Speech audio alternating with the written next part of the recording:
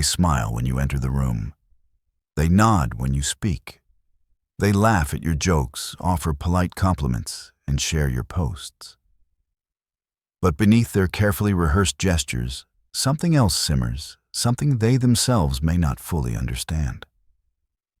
It's not hatred. That would be too obvious. It's something quieter, slower, more corrosive. It's resentment. And it hides behind kindness like a dagger hidden behind a velvet curtain. You felt it before, in a conversation where the words sounded right, but the energy felt off.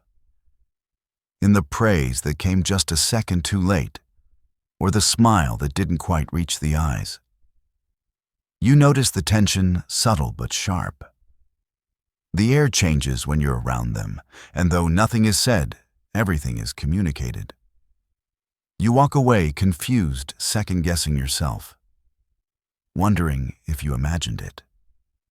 But you didn't, because resentment, especially the kind that hides in shadows, never announces itself. It infects silently. Carl Jung warned us long ago, everything that irritates us about others can lead us to an understanding of ourselves. But that sword cuts both ways. It's not only you who projects. The people around you are projecting too constantly. Their unresolved wounds are searching for a mirror. And when that mirror is you, your confidence, your difference, your authenticity, they can't help but flinch. Not consciously, not deliberately. No, it's far more psychological than that. It's an unconscious defense, a distortion of perception, a reshuffling of their reality to protect their ego from what you represent. That's what Jung called the shadow, not just the dark parts we hide from others, but the unacceptable truths we hide from ourselves. The shadow isn't just what we deny, it's what we envy. What we can't admit, we want. What we fear, we lack. And when someone triggers our shadow, we don't always hate them. Sometimes we resent them. Quietly, inwardly, hypocritically. We resent them for being what we won't let ourselves be. This is why some people will never tell you they're angry at you. They'll never admit they're jealous. Instead, they'll say you're too much, that you think you're better than everyone, that you've changed. But what they really mean is, you've reminded them of something they lost, something they're afraid to reclaim, something they buried. Your courage confronts their cowardice. Your creativity pokes at their stagnation. Your self-awareness threatens the persona they've spent their whole life constructing, and so they smile. But the smile is strained. They support you, but not too loudly. They include you, but only when they must. They resent you, but they don't know why. Because they've never looked in the mirror. Not really. The most dangerous people are not the ones who openly dislike you. They are the ones who secretly resent you while pretending to support you. Because resentment in disguise is insidious. It seeps into conversations. It poisons trust. It infects groups like a virus, slowly turning admiration into rivalry, friendship into competition. You become the target of criticisms disguised as concern, passive-aggressive remarks, diminishing jokes, subtle acts of sabotage, and the worst part, if you call it out, you become the problem. You're too sensitive. You're imagining things. This is emotional gaslighting at the unconscious level where the person resenting you doesn't even realize they're doing it. Because to admit it would mean facing their own buried shadow, the anger, insecurity, or envy they've masked with politeness, productivity, or even spirituality. Many people wear masks so well, they forget they're even wearing one. They perform niceness. They weaponize emotional control. They hide behind personas so carefully crafted that even they can't distinguish between their mask and their real face. And yet, when someone walks into their life who isn't performing, who has owned their darkness, integrated their shadow, and doesn't need to wear a mask, it shakes them. You shake them because your wholeness reminds them of their fragmentation. Your inner work exposes their avoidance. And so unconsciously, they resent you for what you've dared to do become real. Not perfect, but real. And realness in a world addicted to masks is a threat. Jung once said, people will do anything, no matter how absurd, to avoid facing their own soul. That includes turning others into villains, projecting their inner conflict onto those who refuse to shrink. You might think someone dislikes you because of something you did, but often it's because of something you are, something you've embraced that they have disowned. The truth is, most resentment is not about you at all. It's about the part of them you unknowingly awaken. And when that part is too painful, too uncomfortable, or too shameful to face, you become the enemy. Not because you're wrong, but because you're real. There is a strange, silent pain in being resented for your light, for your growth, for your truth, especially when that resentment is hidden behind affection, especially when it comes from those you once trusted, friends, family, lovers, colleagues. It creates a psychic dissonance. You feel it, but can't point to it. You sense the tension, but can't name it. Because it's not always visible. It's energetic, emotional, psychological. It exists in the subtle, in what's not said, in the hesitation before they celebrate you, in the way they downplay your story, in how they always seem to be joking, but the jokes always seem to land on your deepest insecurities. This is emotional masking, and it's everywhere. Emotional masking is the art of concealment, not from you, but from themselves. These people don't know they resent you, not clearly, not consciously. They only know they feel tense around you, drained, insecure, small. But instead of asking why, they decide you must be the reason. And so they decorate their discomfort with justifications. They tell themselves you've changed, that you're arrogant now, that you've forgotten where you came from. But none of this is about you. It's about the unhealed parts of them you've accidentally triggered by simply existing as you are. Because as Adler would say, the greater the inferiority one feels, the more powerful is the urge to compensate for it. That compensation often shows up as resentment cloaked in concern, hidden under politeness, disguised as friendship. It's not that they want to hurt you. It's that they don't want to face the pain you reflect back to them. And so they bury their discomfort beneath performances. But the shadow has a way of leaking through the cracks in tone, through micro-expressions, through backhanded compliments and cold silences. And you feel it. You always feel it. Even when you pretend not to. Even when you tell yourself you're imagining things. But you're not. Your body knows. Your intuition knows. Because resentment carries an energetic signature, it's subtle but unmistakable. It doesn't lie. This is the tragedy of projection. No one realizes they're doing it. Shadow projection is not an act of malice. It's a defense against inner collapse. Jung said, "The things that we fight in others are the things we're fighting within ourselves." When someone resents you, they're often wrestling a part of themselves they've exiled. If you are expressive and they were punished for self-expression, your voice feels like a threat. If you are emotionally free and they were taught to suppress your vulnerability, feels like an attack. If you are whole and they are fragmented, your presence feels like judgment, not because you're judging, but because their psyche is. And that is the cruel paradox. Those who resent you most deeply are often those who need what you embody. They are drawn to you because your authenticity reminds them of their potential. And they reject you for the exact same reason. Because the pain of confronting what they lost is greater than the reward of remembering it. So they reject you while secretly imitating you. They criticize what they covertly admire. They mock what they quietly desire. And this is how resentment operates, not in full view, but in shadow. Not in hatred, but in suppressed longing. This is why resentment can feel so confusing, because it's rarely honest. You may have people in your life who are kind to you, but not warm.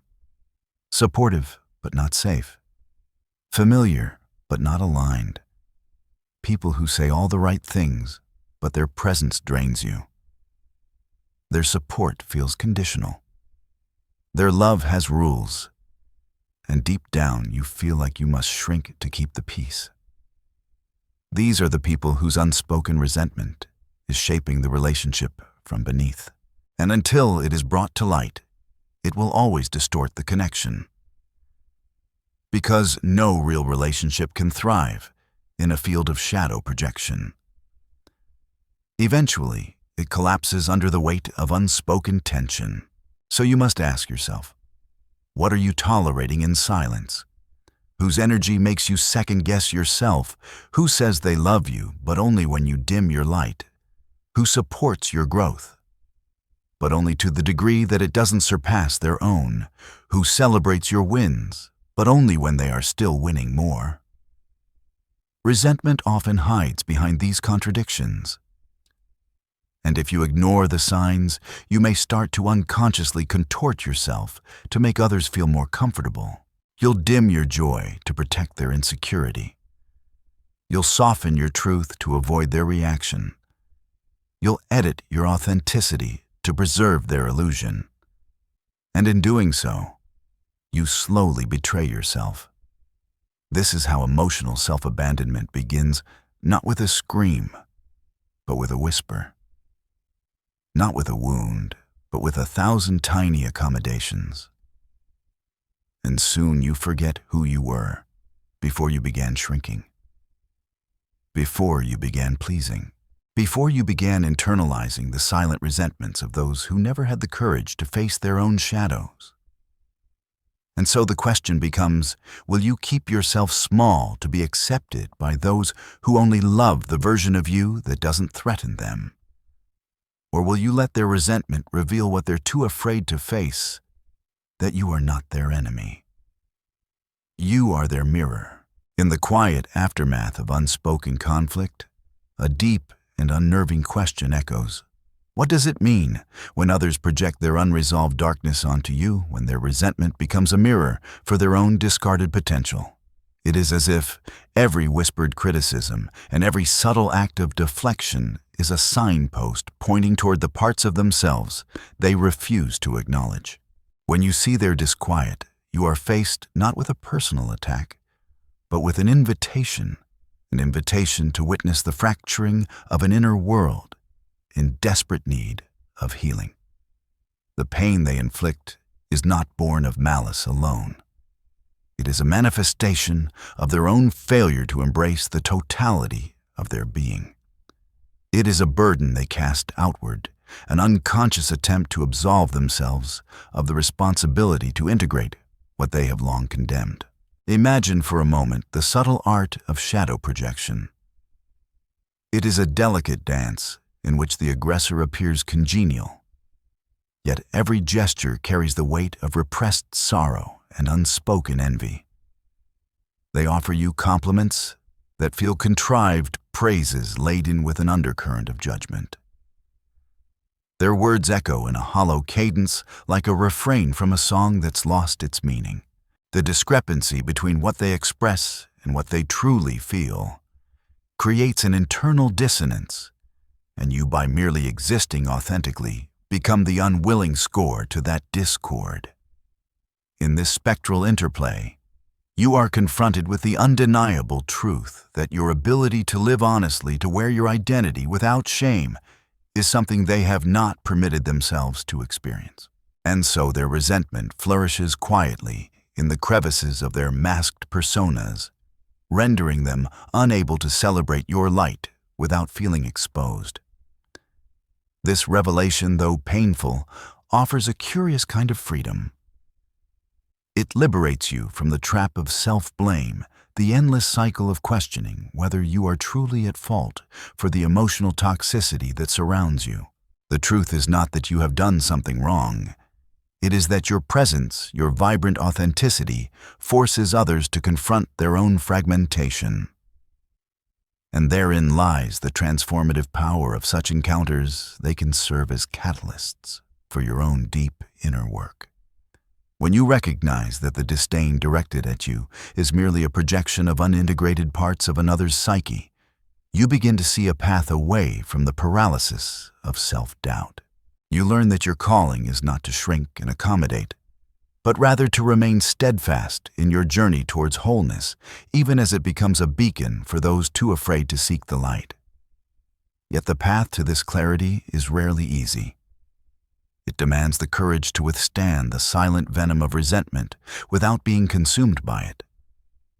It demands that you dig deep into your own shadow and come to terms with the parts of yourself that are perhaps equally unpalatable.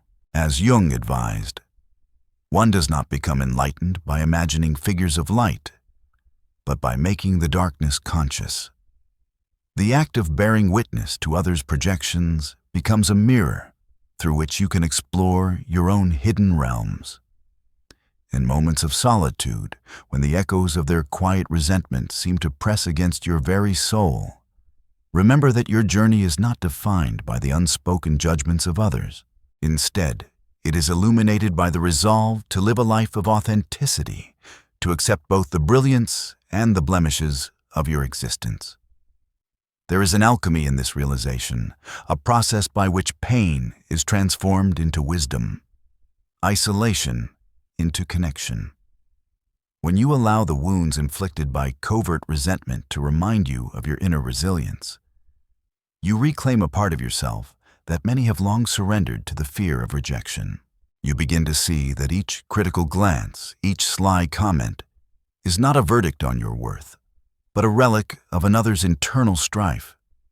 And as you stand firm in your truth, the power of their projection diminishes. What once felt like a corrosive attack gradually becomes a source of strength, a validation of your very capacity to confront what lies beneath the surface of everyday interactions. Your authenticity, far from being a trigger for their insecurities, becomes a testament to the liberating act of self-acceptance. In this space of deeper understanding, you find an unexpected companion, empathy. It is not empathy for the harm they cause, but for the profound isolation that drives them to project their fears. You begin to see that their actions, though painful, are rooted in the same fundamental human condition that binds us all, the struggle to reconcile with our inner darkness. When you choose to hold on to that empathy, you create a channel for transformation. It is a quiet, revolting kind of bravery, one that defies the easy path of withdrawal. By acknowledging the wounded inner child in them, you dismantle the barriers of resentment and invite the possibility of healing not just for yourself, but for them as well. This is the ultimate reckoning. When you let go of the need for external validation, when you stop trying to mold yourself to appease the hidden aggressions of others, you open the door to genuine transformation. It is then that you step into a space where the fragmented parts of your soul can begin to merge, where the beauty of your imperfection shines as a beacon of what is possible when we dare to be real. In the quiet aftermath, when the masks fall away and the projections fade into the dim light of introspection, you are left with a simple, resonant truth. Authenticity cannot thrive in the shadows of resentment. And so you choose to stand in the light, not to expose the darkness in others, but to illuminate the depths within yourself. Not everyone will make it with you to the other side of your transformation. Some will drift. Others will turn cold. A few will leave suddenly without explanation, and it will hurt deeply. But understand this, they are not leaving you. They are retreating from the mirror you've become. A mirror that reflects not only your growth, but their stagnation. Not only your truth, but their denial. This is the quiet cost of awakening. When you step out of the role others assigned you, the role that made them feel safe, superior, needed, or unchallenged, their resentment does not arise because you wronged them, but because you stopped playing the part. You broke the unspoken contract. You evolved, and they didn't. And evolution to the unevolved always looks like betrayal. You must understand the depth of what Carl Jung meant when he said, "Until you make the unconscious conscious, it will direct your life, and you will call it fate." Those who secretly resent you are not conscious of their resentment. That's what makes it so potent. They believe their discomfort is truth. They mistake their emotional reactions for objective reality. And so they blame. They project. They distance. They punish. But all of it is an attempt to escape themselves. You have simply become the screen onto which they cast their unlived life. You are the symbol of what they refuse to integrate. Their shadow is alive, and it needs someone to wear its face. And you, if you're not careful, will carry it. You'll feel the weight of it on your chest at night. You'll wonder what you did wrong, why your presence feels like a threat, why your success draws silence, and your pain draws curiosity instead of care. You'll shrink without knowing why, but none of this belongs to you. What they see in you is a reflection of the work they have avoided. And their inability to love you is not a measure of your unworthiness, it's the evidence of their fragmentation. Once you realize this, you begin to take back what was never theirs to distort your essence. Do not contort yourself to soothe someone else's projections. Do not diminish your truth to ease their discomfort. Do not confuse the resentment of others with proof that you are wrong. Sometimes being resented is not a sign that you've become arrogant or disconnected, but that you've become free. And freedom for those still in chains looks like rebellion. It challenges their story.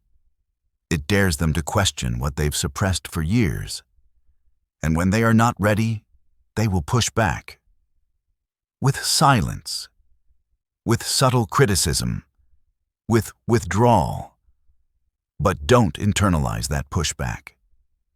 Recognize it for what it is, a signpost of your growth. There will come a moment when you no longer feel the need to explain yourself to those who misunderstand you, when you no longer chase the approval of those who secretly hope you'll fail, when you no longer dilute your depth to remain digestible to those who live on the surface. That moment is not arrogance, it is liberation. It is the reclaiming of your energy. It is the quiet knowing that not all relationships are meant to endure every stage of your becoming, and some are only meant to teach you how to see through the mask of emotional performance and into the truth of who someone really is beneath the smile. The great tragedy is not that people resent each other. It's that they never admit it. They never say, "You triggered a part of me I didn't know how to face." Instead, they disappear. Or they stay but from a distance. But the even greater tragedy would be if you changed to keep their closeness, if you abandoned your truth to preserve a relationship built on avoidance, if you wore a mask just to make their mask feel less alone. That is not love. That is mutual self-betrayal. And you were not born for that. So let them resent you. Let them project. Let them misunderstand. Let their silence say what their mouth never will. And you keep going. Keep healing. Keep becoming. Because the people who secretly resent you are not your enemies. They are signs. Signs that you've touched something real in yourself. Something raw. Something powerful. And that power will always disrupt those who live through illusion.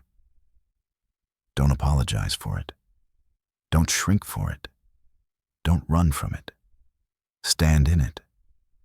And in that stillness, feel the truth of your becoming, that their resentment is not your burden, it is your proof. You are no longer what they projected onto. You are what remains when the projection ends. And that is who you've always been. Why they smile, but secretly despise you, captures the eerie contradiction between surface kindness and hidden hostility. There is a quiet violence in the way we avoid ourselves. Not with screams, not with chaos, but with distraction, with routine, with comfort, with anything that lets us turn away from the truth buried inside. We wake up. We scroll. We work. We talk about everything but what matters. We fill the silence with noise so we don't have to feel what's beneath it. And still, something aches. Something waits. Something inside of us is watching. And it's tired of being avoided. Jung's words are not poetry. They are prophecy. People will do anything, no matter how absurd, to avoid facing their own souls. We laugh at those who chase illusions, who cling to beliefs, who drown themselves in addictions or obsessions. But we don't see that we are them. We're just more polished, more socially acceptable.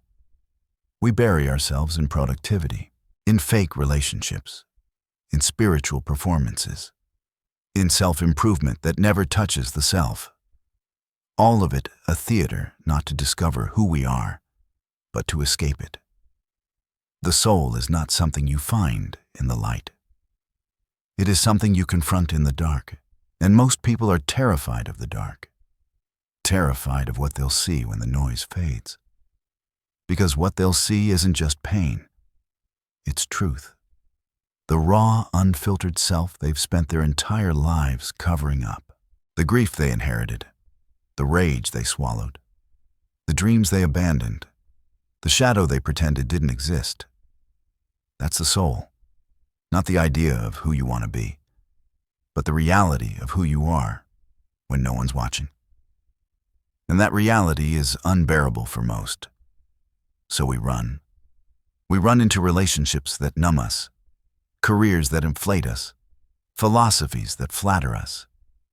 We run into opinions, into arguments, into identities that make us feel strong but keep us shallow.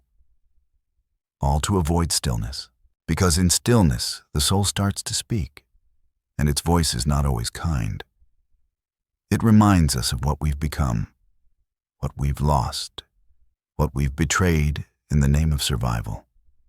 It shows us the masks we wear, the lies we live, the truth we keep hidden under our smiles. But here's the paradox. What we avoid owns us. The more we resist the soul, the more it controls our life from behind the curtain. Jung warned us the unconscious doesn't vanish when ignored. It becomes fate. You don't escape your shadow by pretending it's not there. You become it. You project it onto others. You see your wounds in their faces, your fear in their freedom, your shame in their success, and you resent them without ever knowing why. That's how deep the avoidance goes. It turns into judgment, into conflict, into a distorted version of the world that keeps us safely blind. The truth is, most people don't want healing. They want relief.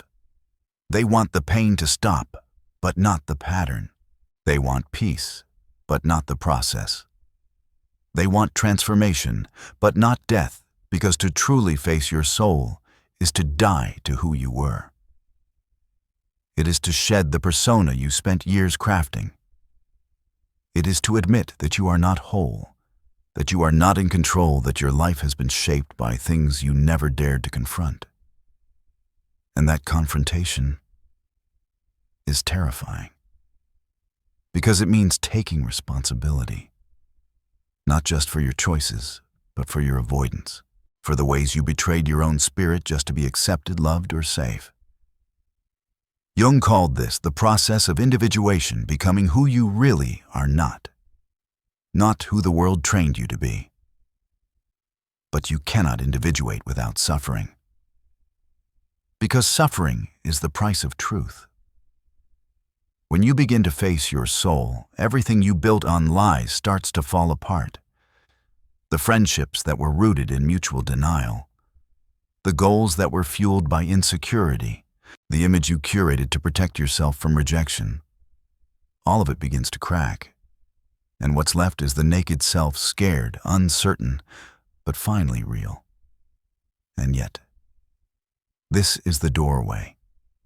This is the moment so many turn back. They run to therapy, to meditation, to philosophy, not to go deeper, but to climb back up, to feel safe again. But the soul is not interested in safety. It is interested in wholeness. And to become whole, you must be willing to feel lost, to let go of everything that was never really you. And that is what most people avoid. Not because they're weak, but because no one taught them that the descent is sacred, that the darkness is not the enemy, that facing your soul is not madness, it's the beginning of meaning. The soul does not scream, it whispers.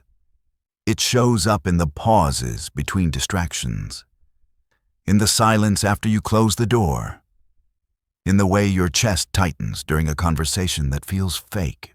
It speaks through discomfort, not drama, through dreams, not demands. But we have trained ourselves not to hear it, because hearing it would mean we'd have to change. Not in the way society approves of, but in a deeper, irreversible way. To face your soul is to risk becoming someone unrecognizable to the person you used to be. It is to lose the approval of the people who loved your mask. It is to walk away from the roles that made you feel useful, valuable, necessary. It is to choose truth over image, even when that truth is messy, inconvenient, or lonely. That's why Jung called the soul confrontation an act of courage.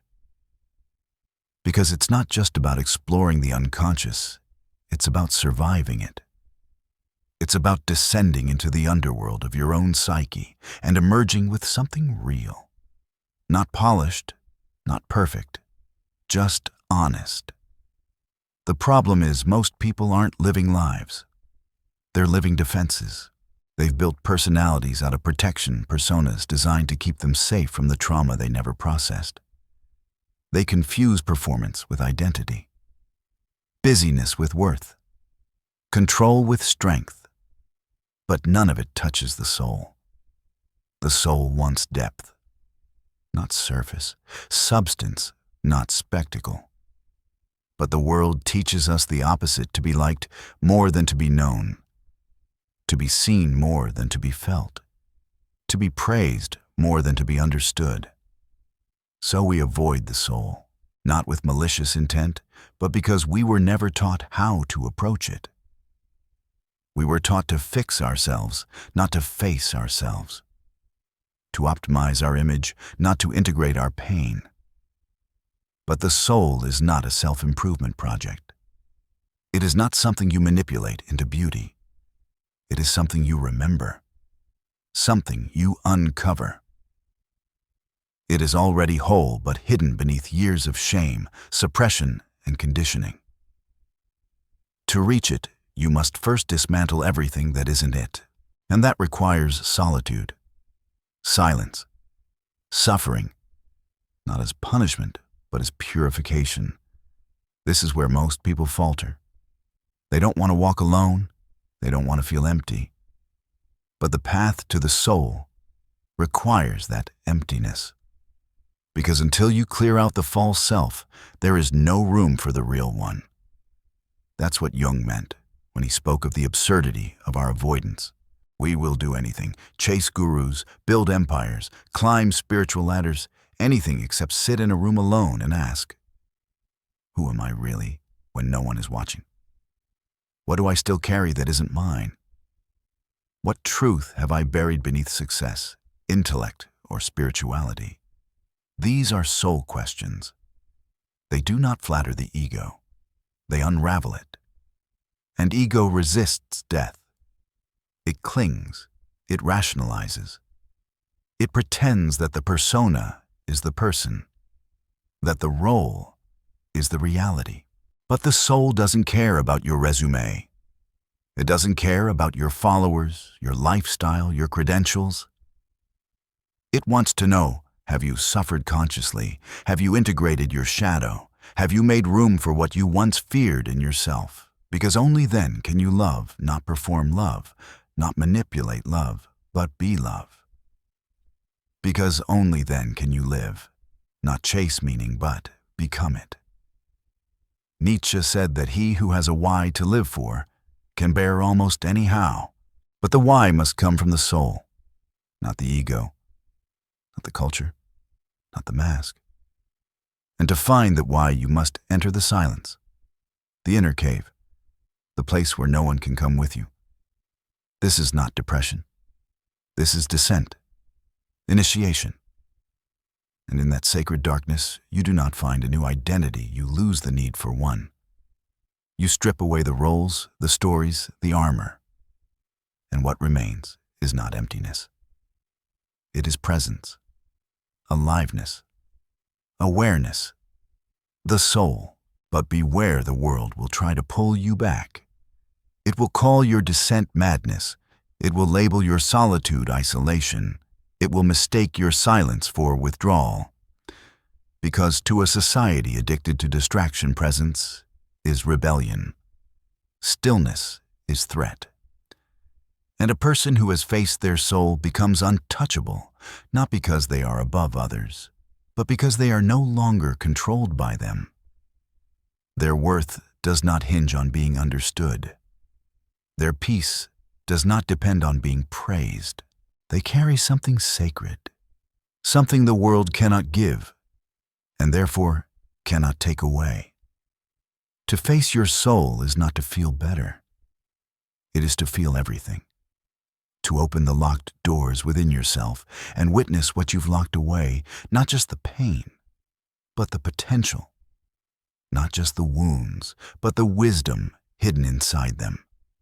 This is the secret most never discover. What we run from in ourselves is often the very thing we're here to give. Our unlived life, the talents we repressed, the truths we silenced, the instincts we disowned, all of it waits behind the very fear we spend our lives avoiding. And so we chase dreams that aren't ours. We pursue paths that bring applause, but not peace. We become successful in ways that make us miserable, because somewhere along the way, we chose safety over soul. And soul does not tolerate lies. It doesn't punish you, but it will haunt you in the quiet, in the longing, in the dreams you can't forget. This is why Jung insisted that real transformation is not an addition, but a return, a remembering, not of who the world told you to be, but who you were before the world told you to forget. He wrote that the privilege of a lifetime is to become who you truly are. But privilege implies responsibility, and that responsibility is to stop running, to stop numbing, to stop projecting. Because every time you deny the soul, you strengthen the shadow. Every time you suppress a truth, it grows louder in your unconscious. Every time you avoid the descent, the false self takes deeper root. And the more you avoid, the more absurd your life becomes, chasing validation from people you don't respect, performing roles that suffocate your spirit, climbing ladders that lead nowhere. The modern world gives you 1,000 ways to avoid your soul, but none of them bring you home. In fact, the more tools we invent to escape, the more fragmented we become. Our technologies increase. Our options multiply. But our inner life, it withers. We are overstimulated and undernourished. surrounded by information, but starved of wisdom, obsessed with becoming while forgetting how to be. And in this chaos, people wonder why they feel so empty, why the success doesn't satisfy, why the relationship doesn't heal, why the high doesn't last. It's because none of it addresses the root, the absence of soul, the loss of the inner voice, the self-abandonment so subtle we've learned to call it normal. But nothing about this is normal. It's just familiar. And if you confuse familiarity with truth, you will stay trapped. Trapped in a loop of avoidance.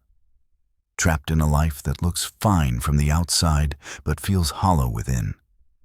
Trapped in an identity that wins approval but never feels real. And eventually, something in you will break. A relationship will collapse. A career will crumble. A part of you will no longer cooperate with the lie. That's not failure. That's initiation. That's the moment the soul says enough. It doesn't always look spiritual. Sometimes it looks like burnout, like panic attacks, like existential dread.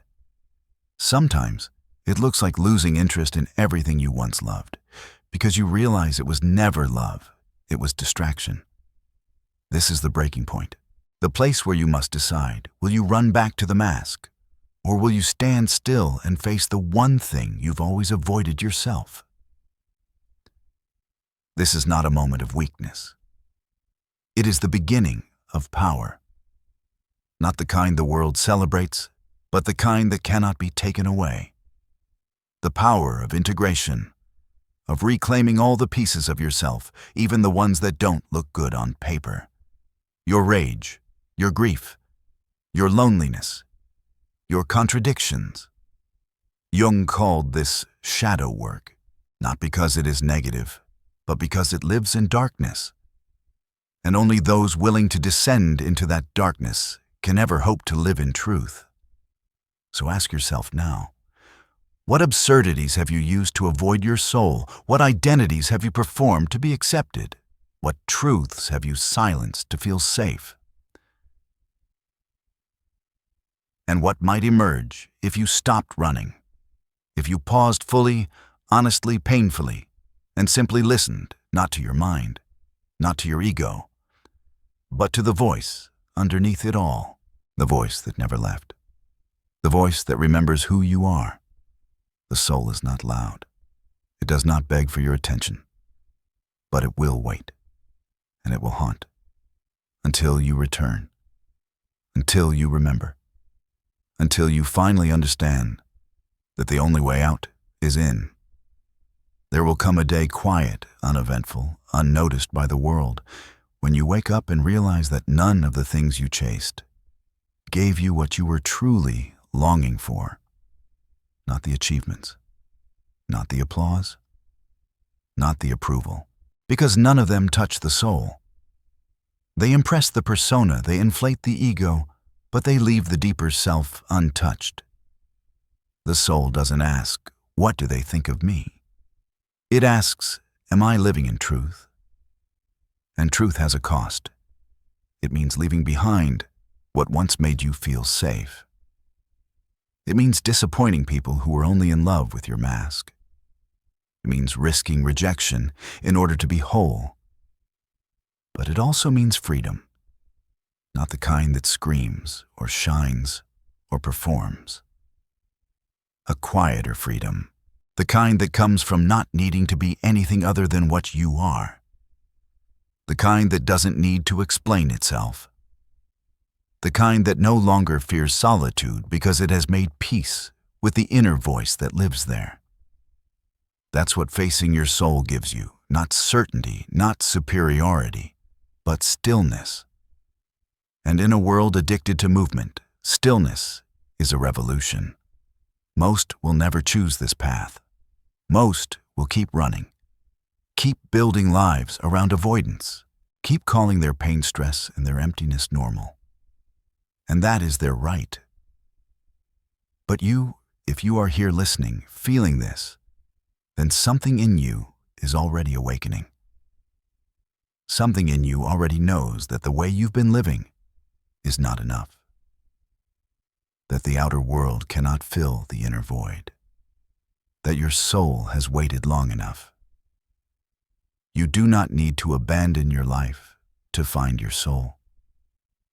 You need to return to it, to walk back through the gates of your own denial, to reclaim the parts you gave away, to forgive the younger version of you that had no other choice but to survive, and to finally listen not to the noise of the world, but to the whisper within. That whisper is your compass. It remembers your truth. It remembers your calling. It remembers the version of you that existed before fear taught you to be someone else. When Jung said that people would do anything, no matter how absurd, to avoid facing their souls, he wasn't condemning them. He was showing us the cost of our unawareness, the tragedy of a life lived on autopilot, the sorrow of a human being who never truly meets themselves. But hidden in that sorrow is a seed, the possibility of awakening. And that awakening does not come through comfort. It comes through confrontation, with the shadow, with the self, with the soul. So stop running. Stop performing.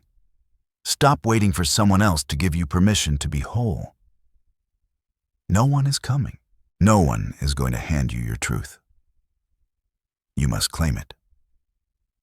You must descend into the places you've been taught to fear and find in the darkness something sacred, something eternal, something you've always known but never had the words to speak.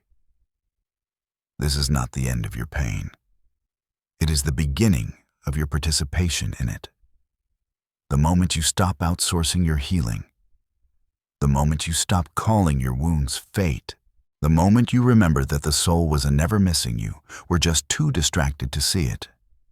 And now, here you are, not broken, not lost, but finally, ready to face the only thing you've ever truly feared, yourself. The hidden hatred behind the smile pulls the viewer into the subtle realm of shadow behaviors. There are smiles that warm the room, and there are smiles that freeze it. You've seen the second kind before, the one that feels rehearsed, tight, overly polished. It arrives on time, says the right things, and yet something about it stings. It doesn't soothe, it unsettles. You can't explain why. The words are kind, the tone is pleasant, but the energy says something else, something cold, something withheld. And though you try to dismiss the feeling, it lingers. Because deep down, some part of you knows you're not being welcomed. You're being tolerated, or worse, judged. And behind that carefully controlled smile is not goodwill. It's hatred. Hidden, polite, socially acceptable. But hatred nonetheless. Carl Jung warned us the shadow does not disappear simply because we've dressed it up in civility. The most dangerous parts of ourselves are not the ones we scream, but the ones we silence, repress, deny, and then disguise. The hidden hatred behind the smile is one of the most insidious forms of psychological defense, because it pretends to be harmless. It masks itself in charm. It hides in performance. But at its core is a refusal to confront the truth that beneath the surface of many nice interactions lies a war, an inner conflict that the other person is not willing to face in themselves. And so it leaks out. Not through words, through subtle tone shifts, passive-aggressive remarks, delayed compliments, a gaze that says you don't belong here even when the mouth says I'm so happy for you. This is the realm of unconscious resentment, of emotional masking, of shadow behaviors that are not declared but implied. And they are far more destructive than open hostility because they create confusion. They distort the emotional reality of the person receiving them. You start to doubt yourself. You wonder if you're overreacting. You replay the conversation trying to find something concrete, something provable, but there's nothing. Just a smile. Just a compliment. Just a moment.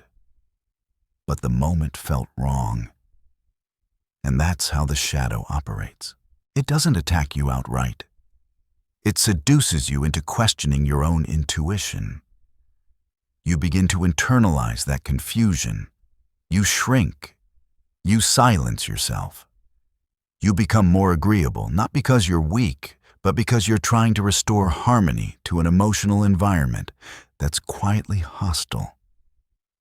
And the one smiling at you, they feel no guilt, because they don't even know what they're doing. That's the terrifying part. They think they're being kind, polite, generous, but in reality, they are emotionally projecting.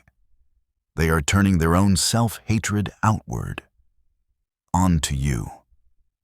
Because something about you, your presence, your success, your authenticity, has triggered something they've buried, something they won't face. And so they weaponize the only tool left that lets them feel in control without confronting the truth, the smile. It's not about you. It never was. Their hatred, whether rooted in envy, inadequacy, or unresolved trauma, has nothing to do with your worth. You are simply the mirror, the reflector of their unintegrated self. Jung called this projection, when we cannot bear to see something in ourselves, we locate it in someone else. And rather than face the discomfort, we dress it up. We smile at the person we resent. We cheer for the person we secretly want to fail. We congratulate them through clenched teeth, because doing so lets us maintain the illusion that we are kind, that we are evolved, that we are good. But the psyche knows better.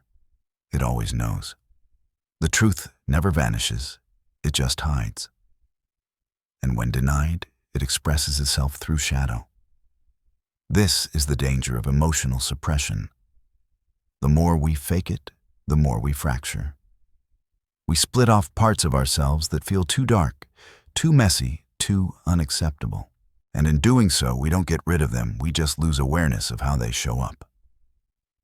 And they do show up. In sarcasm, in coldness, in subtle sabotage, in the quiet desire to see someone stumble, even as we cheer them on. This duality is not weakness. It's human. But when left unexamined, it becomes poison. Not because we hate others, but because we hate the parts of ourselves we see in them. Or worse, the parts of ourselves we wish we could become. And instead of honoring that longing, we kill it behind the smile. The most dangerous hatred is not loud, it's silent. It doesn't throw punches, it offers praise. It doesn't burn bridges, it walks across them with careful, calculated grace. It's not the kind you prepare for. It's the kind you feel in your nervous system, the kind that makes you feel smaller without knowing why. The kind that follows you home after a seemingly harmless interaction. This is the hatred that lives in people who have denied their own darkness for so long they no longer know it exists. They smile because that's what they were taught to do.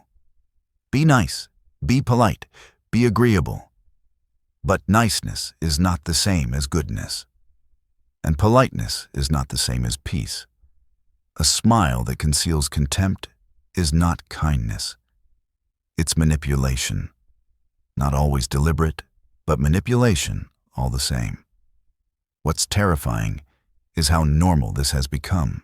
In a world addicted to appearances, we've created a culture where the image of virtue is more important than inner integrity. Where people are more afraid of looking bad than being lost. And so they never express their anger, never confess their envy, never admit to themselves that they carry hate. But the psyche doesn't care about social norms. It demands truth. And when that truth is buried, it seeks release in whatever form it can find. The most socially acceptable outlet is emotional masking performing positivity, while quietly resenting the people who remind us of our unhealed wounds. You see this everywhere. In friendships that feel strained beneath the surface. In co-workers who smile and nod, then undermine you in meetings. In families where congratulations feel more like obligations. It's the subtle sabotage, the withheld enthusiasm, the way people disappear when you're doing well, then reappear when you're struggling. This is shadow behavior. And the people doing it, they're not monsters. They're not evil. They're fragmented. They are, as Jung might say, possessed not by demons, but by the disowned aspects of their own psyche. Their shadow has taken the wheel. And because they refuse to confront it, it speaks through their actions and, yes, through their smile. Here's the truth most people don't want to hear. If you never face your hate, you will project it. If you never acknowledge your envy, it will sneak out through your body language. If you never confront your suppressed rage, it will fester in your tone, your silence, your sarcasm. You don't get to choose whether your shadow expresses itself.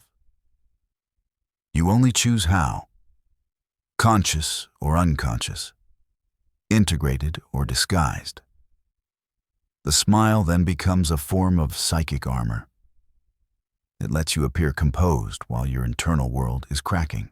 It allows you to perform benevolence without facing the discomfort of your real emotions.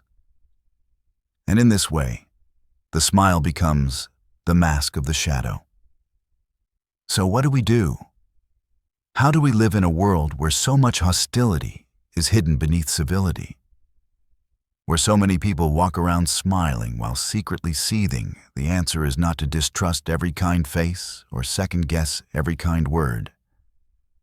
The answer is to develop discernment, to trust the deeper signals, to listen to what your body feels before your mind rationalizes it away. Because the body always knows. The gut, the chest, the subtle contraction in your spine, they all register truth before your thoughts can make excuses for it. And when you begin to trust that inner signal, you stop gaslighting yourself. You stop minimizing the impact of shadow behaviors. You stop calling it just a joke, or just a weird vibe, or just me being sensitive. No, it was real. And it mattered. Jung taught that one does not become enlightened by imagining figures of light, but by making the darkness conscious. That means we must see what we don't want to see first in ourselves and then in others. We must acknowledge the hatred behind the smile. Not to condemn it, but to understand it. Because if we don't understand it, we will internalize it. And the longer you internalize shadow behaviors from others, the more you begin to believe you deserve them. That you are too much. Too loud, too ambitious, too free. And slowly, without realizing it, you begin to dim. You begin to self-edit.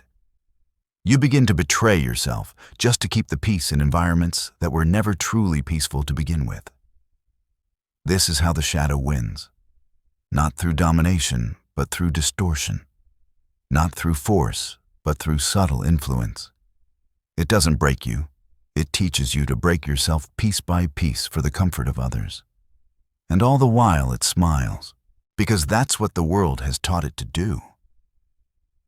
There comes a quiet turning point in a life when you stop pretending that the smile is real.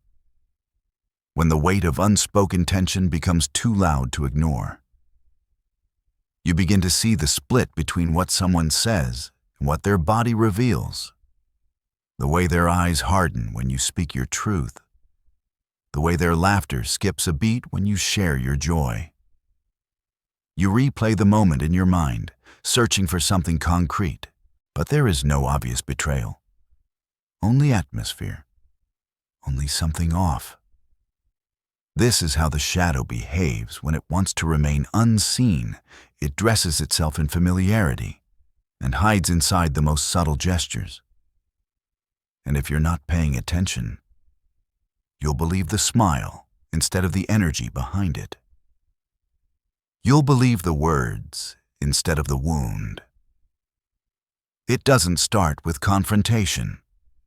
It starts with realization. You realize that some people don't hate you openly. They do it softly, in silence, in absence, in selective support. Not because you harmed them, but because you reminded them of something they disowned in themselves. Your confidence disturbed their insecurity. Your depth interrupted their performance. Your authenticity made their persona feel paper thin. And they don't know how to name that, so instead they smile. They clap. They stay close, but not truly connected. Their presence becomes a performance, and you unknowingly become a trigger they carry in the shape of a friend. This is the hidden cruelty of emotional masking. It distorts reality while keeping the illusion of connection intact. And you, if you're not grounded in yourself, will begin to shrink. You'll question your own intuition. You'll call it drama paranoia, overthinking. You'll convince yourself that it's safer to doubt your instincts than to accept that someone who once cared for you is now quietly turning away. But the truth is not in the story they tell. It's in the energy they carry. And that energy never lies. Jung taught us that the shadow is not necessarily evil. It is simply the part of ourselves we refuse to face. But refusal doesn't make it disappear. It makes it dangerous. Because what we will not own, we will project. And what we project, we attack. Sometimes softly, sometimes with a smile, but always with impact. And if you are not conscious of it in yourself or others, it will shape your entire life without your permission. So look closely. Where have you smiled through gritted teeth? Where have you performed approval while secretly holding contempt? Where have you praised someone only to tear them down in your mind the moment they left the room? These are not flaws. They are fragments, parts of the psyche that have not yet been brought into the light. And if you cannot name them, they will rule you. You will find yourself applauding what you hate, desiring what you judge, wounding what you admire. Because to live from the shadow is to be in conflict with your own soul, and that conflict cannot be hidden forever. It leaks into your tone, into your timing, into the truth behind your smile. But the shadow is not your enemy. It is your teacher. It speaks the parts of you that have been silenced, the rage you swallowed, the envy you denied, the grief you buried beneath your social mask. When you begin to listen not with judgment, but with honesty, a new kind of clarity emerges. You stop pretending. You stop performing. You stop smiling when your soul wants to scream. And in that moment, your face may no longer please everyone, but it finally aligns with your truth. Integration begins here. Not with light, with darkness, with a raw, unfiltered reckoning with the emotions you were taught to suppress, with the realization that it's better to be disliked for being real than loved for being a mirror to someone else's illusion. Because a smile that conceals hatred is not just inauthentic, it's a prison. For both the one who wears it and the one who receives it. The world is filled with smiles that hide knives. Performances so polished they're mistaken for truth. But behind many of these masks is not malice, it's fear. The fear of being seen without armor, the fear of being rejected without a mask. And so people choose safety over sincerity. They withhold their resentment, clothe it in charm, and pretend it isn't there. But resentment doesn't die in silence. It rots. It grows. and it poisons the space between people, turning relationships into performances, conversations into negotiations, and closeness into quiet rivalry. If you've ever felt this, the invisible wall in a room full of smiles, the warmth that burns cold underneath, you're not imagining it. You're feeling the emotional residue of someone else's denied self. Their shadow, their unspoken envy, their buried anger, their unmet grief. And if you keep pretending it isn't real, you will become complicit in your own spiritual erosion. You will shrink, second-guess, self-edit. You'll start carrying guilt that was never yours, apologizing for who you are, and over time you'll lose the thread of your own soul, all for the sake of someone else's comfort. But comfort is not the goal. Clarity is. And clarity begins when you stop lying not just to others, but to yourself. When you stop calling these subtle acts kindness. When you stop justifying energy that feels wrong. When you stop betraying your intuition to preserve illusions. The moment you stop rationalizing emotional dishonesty is the moment you reclaim your reality, because the soul doesn't speak in language. It speaks in feeling. And when the feeling is off, that is the truth. Jung reminded us the acceptance of oneself is the essence of the whole moral problem and the epitome of a whole outlook on life. But acceptance is not passive. It requires confrontation. You must turn and face the parts of you you've shunned, the parts that hate, that envy, that resent, that compare, not to indulge them, but to integrate them, because once they're seen, they no longer have to hide. And when they no longer have to hide, they stop manipulating your smile. They stop sabotaging your peace. They stop leaking into your relationships, infecting them with the disease of unacknowledged pain. And that is where wholeness begins, not in perfection, but in the courage to stop pretending, to let your expressions match your essence, to allow your no to be a no, your silence to be sacred, your truth to be enough, even when it's uncomfortable, even when it costs you the approval of those still addicted to their masks. Because when you shed your mask, you force others to confront their own. And not everyone is ready for that reckoning. Some will project. Some will withdraw. Some will hate you for walking away from the performance.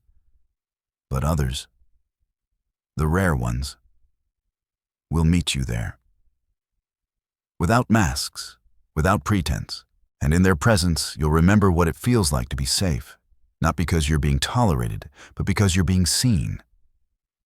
This is the quiet revolution. Not loud, not theatrical, just honest, just whole, just human. The work is not to escape the shadow, it is to make peace with it. To let your smile be real again. Not the cover for a war you refuse to fight, but the reflection of a soul that no longer hides. In a world of masks, your truth will feel like rebellion. Let it. Because behind the hidden hatred, behind the false smile, behind the fractured personas, there is still a self-longing to be free. And when you stop smiling to be safe, you finally give that self permission to live.